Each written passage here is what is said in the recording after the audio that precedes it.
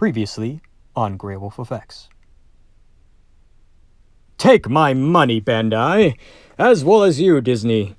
I wish to see more of these model kits. Anyway, excluding from that little cringe part, I'd like to say that this is part 2 for more information, at least that I was able to find, on the Mandalorian model kit, the 1/12 scale, as well as the Razor Crest, which apparently still doesn't seem to have any information on what scale it is. But regardless, anyways, here's a quick summary of part 1 that I posted last night when I should have been in bed not doing these, but oh well, I was too excited I still decided to do it anyway. So it seems like Bandai has unofficially announced that they are going to be making a 1/12 scale Mandalorian model kit. And honestly, it looks pretty good. Some of it's a little bit interesting on some of the design choices, but other parts of it I actually really like, and I cannot wait to see this and get my hands on these kits. As well as that, they even have the Razor Crest too. The only thing about this one, though, is it seems like it doesn't have an actual official scale or something like that, so that's kind of a bit of a bummer there. Some people that I found on the comment sections have been saying that it's probably going to be like a 1/350th scale, but regardless, they aren't the only ones doing this too. It seems that Revell, at least from what ScaleMates has shown here, is also making the Razor Crest, but this will be in a 1/72 scale, and I have no idea what Neo Tool means, but that's apparently something that they're stamping here. It seems to be a level 3 on the model kits. I'm trying to build it and everything like that, so it's not biggie. And also it seems like it's going to be retailing for about $68. I think that's what it says in the image or something like that. They should be showing right about here. It's not going to be too expensive, but still, I can't wait to see that one either, as I will probably get that one as opposed to the Bandai, only because it's a little bit bigger, and I get to add a little bit more detail or something like that, have a little bit more, give a little bit more love into it and all that stuff, I guess you could say. Anyways, moving on. This new page that I found it on is Toys Frontline that I found on Facebook on another model page that I follow and everything like that. And it seems to have shown a little bit more information on when the model kit is slated for release, as well as the prices and stuff like that. So that's going to be pretty cool to see there. We can get a little bit more of an idea of when it's coming out, which is good that apparently it's coming this year, it seems, or at least it says July. But another comment, actually a comment that I found on one of the posts that mentioned one of these pages and had the pictures and stuff like that, says that apparently it is slated for release in this year on July. So that is awesome. Doesn't give an exact day, of course, but it gives you the month, so that's pretty cool. Of course, the way Bandai's been going as of late, it's just a rough estimate.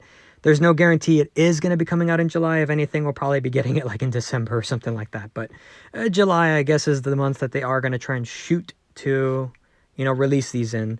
Anyways, going on to the more information here, it seems that the Mandalorian, the special coded version, is going to be 5,280 Japanese yen, which is roughly about $48 in, American money and stuff like that.